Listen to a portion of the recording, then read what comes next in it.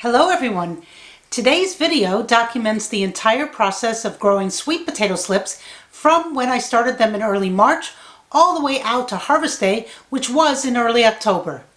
Sweet potatoes take a long time to grow, so in my growing zone, which is zone 6, you really need to get started early with the slips so they can get in the ground and have a chance to grow before the first frost, which in my grow zone is around October 15th. To start, you will need some organic sweet potatoes. Why organic? Well, non-organic sweet potatoes may have been sprayed with something to keep them from sprouting, since the grocers want to keep them from sprouting on the shelves. You may be able to wash this off, but it's safer and better to start off with organic sweet potatoes that have not been treated or sprayed with any chemicals. By the way, sweet potatoes are really not related to the potato family, but rather the morning glory family. And as you will soon see, the vines produced from these sweet potatoes are beautiful in their own right. Here it is March 6th of last year, and I started the process by simply putting the sweet potatoes in a mason jar of water, pointy side up. I used some corn holders to help support the potatoes in the mason jar. It's now a week later, March 13th, and you can't see much happening here. Now it's March 27th, so it's 3 weeks since I started these, and you can see some white bumps at the bottom of one sweet potato, and here on the second one you can even see a small root. It's about 6 weeks later, April 19th, and I'm finally starting to see some shoots growing, along with an abundance of roots. I should say at this point that I change the water weekly, tossing it out and replenishing it. Just plain filtered water from my reverse osmosis system, nothing else. Here you can see the roots a little better. It's not much, and it took more than a month to get here. Lesson learned: start growing your sweet potato slips in January, not March. Now it's April 27th, about a week later, and the shoots on the side are starting to show some real growth. The other sweet potato is also starting to show some shoots growing, but not as much as the first one that I just showed you. Still, there is hope there. As you can see, there are some small roots growing. And here is a third potato I started. It is also showing a small amount of growth. This one I started about 3 weeks after I started the first two. Alright, let's fast forward to May 14th, and this is the potato I started back on March 6th. So 9 or 10 weeks ago, and it has some nice healthy looking shoots. But I never expected it to take this long to grow. So lesson learned, sweet potato slips take a very long time to grow. This is actually a very nice looking plant in its own right. The other two potatoes are also growing, but much more slowly than this one, and I'm really not sure why. I guess you win some, you lose some, although I wouldn't call it a loss.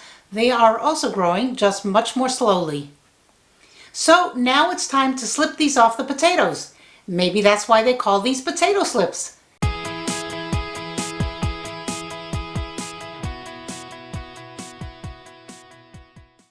After I finished snapping off the shoots, I prepared another mason jar with water for them to root.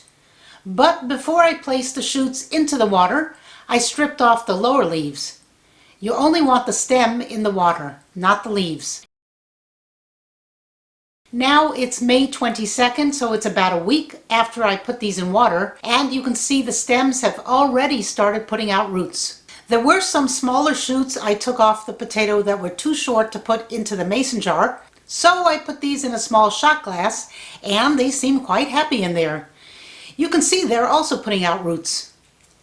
Here we are 9 days later, it's May 31st, and you can see some more sweet potatoes I had started, and here are the slips that are starting to put out roots.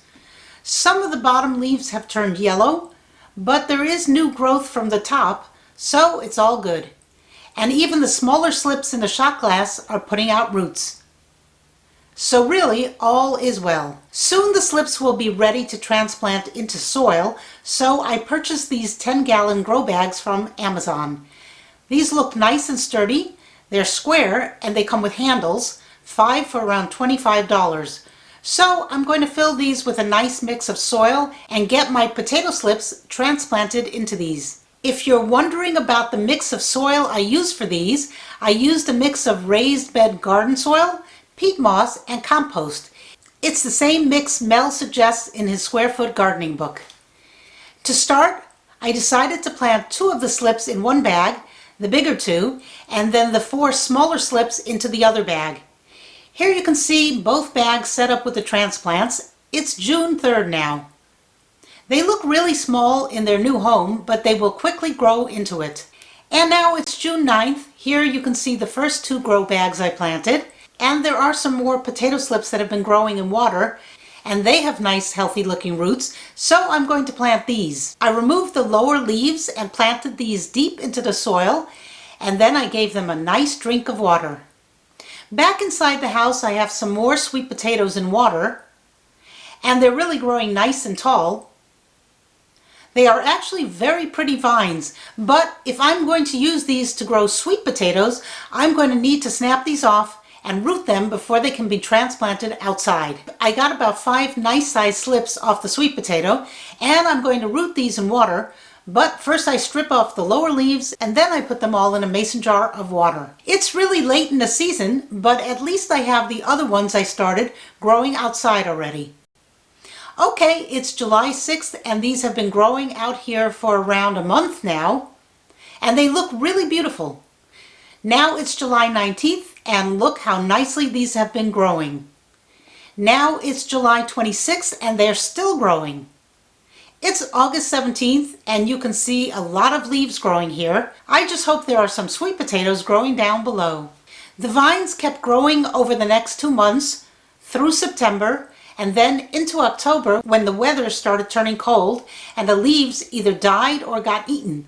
I'm not sure which, but here we're closing in on our first frost date, which is October 15th, and it's time to harvest these. So, digging down, jackpot, I found a sweet potato.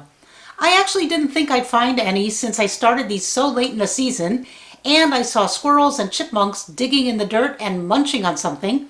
I was sure they had eaten anything that might be growing down there. I did find a bunch more sweet potatoes, some very small, others the same size as this one. Looking back at this experience, I realized a few things I could have done to get a better yield.